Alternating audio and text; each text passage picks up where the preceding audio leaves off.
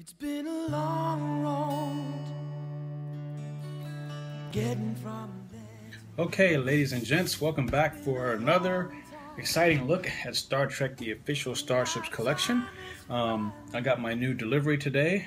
This time, the Klingon Bird of Prey from the Enterprise era. So, as usual, we have our magazine here and the ship. But we'll put this thing aside and take a look. So as usual, we have our wonderful cover image here. Always CGI, of course, especially for the ships of Enterprise. So let's see, specifications. It is considered a scout ship or bird of prey. Launched in the 22nd century, it is 145 meters in length, and it has disruptor cannons for weaponry. So you turn the page, have your table of contents, and it shows you how to mount the ship to the stand, as well as more specifications there. So it is operated by the Klingon Defense Force, operational during the 2150s. That's almost a little bit over 150 years from now, I think. It's got disruptor cannons, 8 of them, and twin torpedo launchers, again 145.36 meters. Maximum speed, warp 5, and its primary mission, patrol, raiding, and assault. So we turn the page there. We have some pretty awesome images of the Bird of Prey and 2 more, I guess, in like some kind of formation. It's a different image than that of the cover this time around, which is neat. Along with some basic information here below it about the ship. Have some more information as well as some CGI imagery and screen caps from the episodes of Enterprise that it's appeared in. More screen caps and more info. And our, I guess, diagram centerfold page showing where things are approximately. And here's a section on the designing of the Bird of Prey from this era. It's kind of nice to see the conceptual artwork there. And here's a section which I have not read yet, but I'm looking forward to reading. It's basically about, making the Klingons make sense. I always thought they made sense, but then again, it might not make sense to some people. But I can see kind of why they wanted to have this section in there, especially considering that the Klingons of the original series looked human, and the Klingons from Star Trek the Motion Picture onward looked the way they do today, as we've come to know them. So it'd be interesting to read this to see what they came about and so on. So here's some more in that section with some screen caps. And let's see our on-screen appearances page with a great picture of the ship, one of my favorite episodes that the ship appeared in. I believe it was the episode Borderland or the Augments or something like that. So anyway, yeah, its first appearance was in The Expanse. Its last appearance was in the Enterprise episode called Divergence. And its only appearance was on Star Trek Enterprise, never any movies, TV, or film. No, excuse me, TV, yes, but never any movies or anything else. Let's see, it was designed by John Eves, as are many ships in the Star Trek universe. So, yeah, so anyway, here's a little piece of trivia. Although we didn't see a 22nd century Klingon Bird of Prey until the Enterprise Season 2 finale, The Expanse, the term quote-unquote Bird of Prey was first mentioned in the Season 1 episode called Sleeping Dogs. And it says here that the Vulcans clearly knew about the Bird of Prey since T'Pol is able to identify it easily. So yeah, that's the Klingon ship from the Enterprise era, the Bird of Prey that is. Next, I'll be covering the Oberth class, USS Grissom, which I also have nearby. So yeah, now that we've got our magazine here, on the back we have an image of the ship there.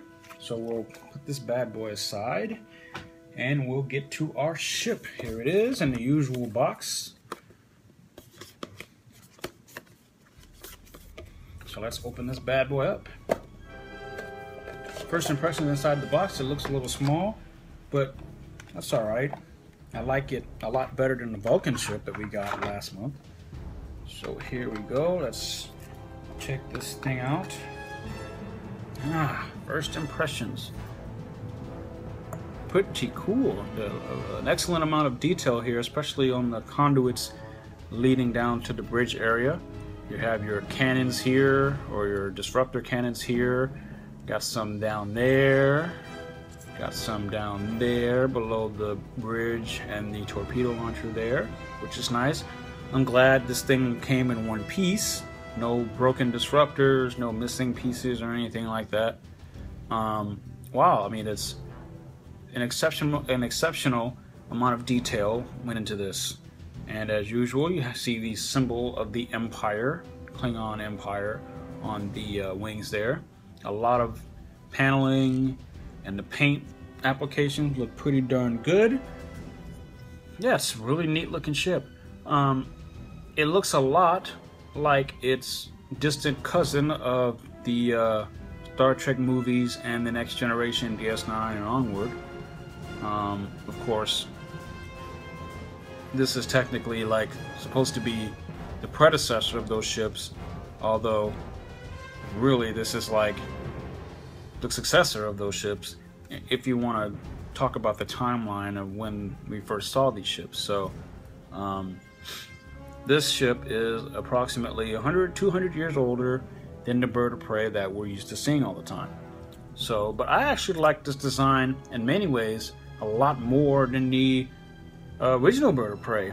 I mean, it just looks more like more threatening and more Klingon. Sorry, I almost dropped it.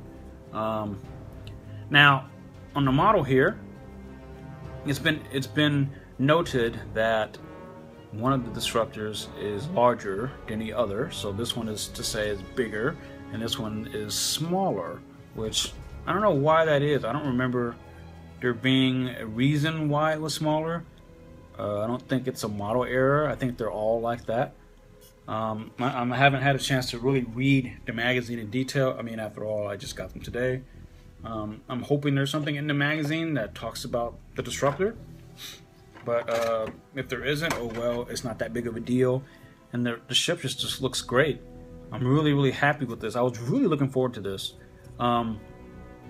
Interestingly enough, actually, yeah, I mean, this ship has never been released before in any form. As usual, in the past, we would have gotten tons of Klingon Birds of Prey to various sizes and shapes and all that kind of stuff, but we've never had one from the Enterprise era, so it's really awesome that Eaglemoss has included it in the collection. I think this is the plastic part. Oh yeah, the wing part is metal, and the top and the command module there are all plastic. I'm really happy with this. It'd be really nice to probably get a second one of this to kind of have your little Klingon fleet.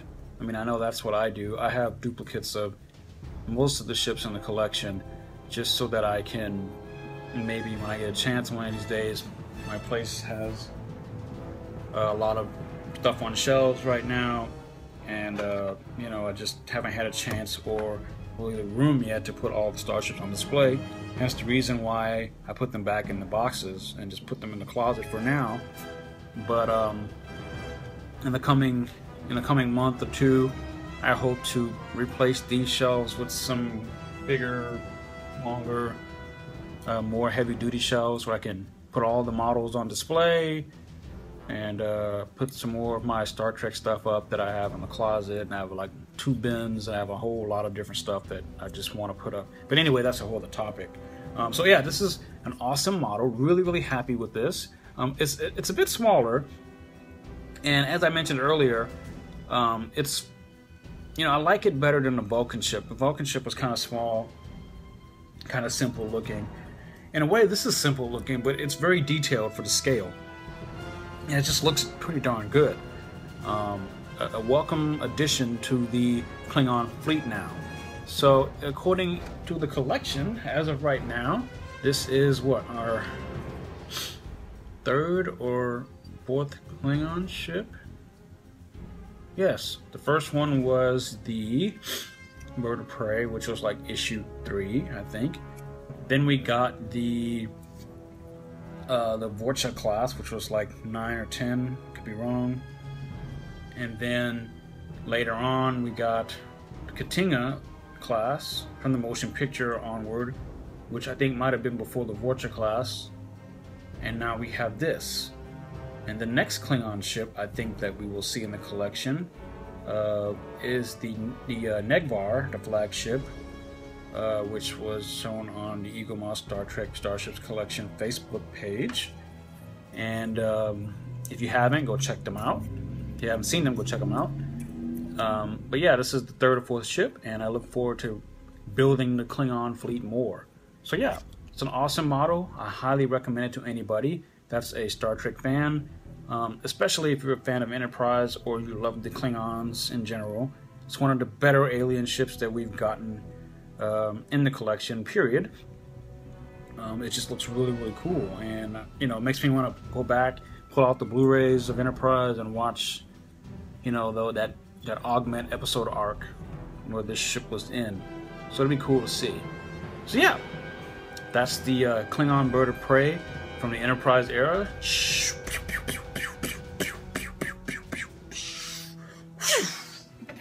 Yeah, so that's the Klingon Bird of Prey. Thank you so much for watching and taking the time out of your busy and hectic day to watch my review. Next time you see me, I'll be doing the Oberth class, USS Grissom. But yeah, so until then, I'll catch you guys all later, and on the flip side, live long and prosper.